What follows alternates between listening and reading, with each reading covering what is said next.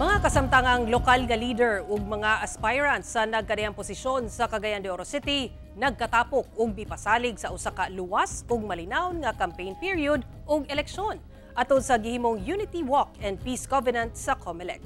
Ani report ni Cyril Chavez.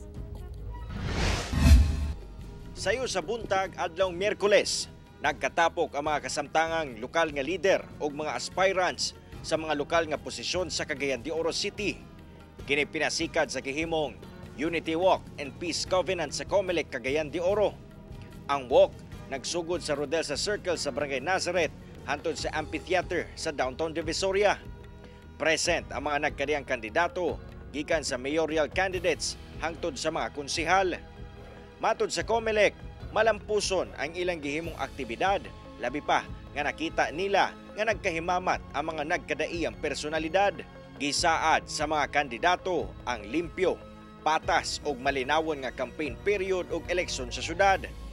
Namirmasab ang mga kandidato isip pagpakita sa ilang sinseridad. Briefing about sa mga campaign materials, particularly sa Fair Elections Act. O dito dayon sa katong kontrabigay nga resolusyon namo sa komisyon, anti-vote buying, anti-vote selling. Matod sa COMELEC, gawas sa mga pagtinubagay sa nagkadayang isyu sa matag kandidato, walay angay kabalakan sa Cagayan de Oro City, sanglit gilauman nga malinawon ang local campaign period ug eleksyon.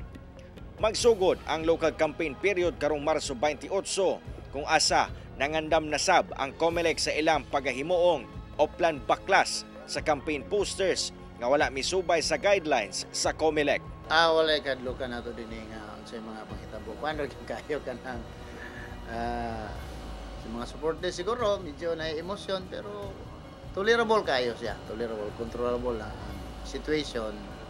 Yeah, friendly atmosphere man ganina gyud. Kauban si Jaybert Pairat, Cyril Chavez. 1 Mindanao.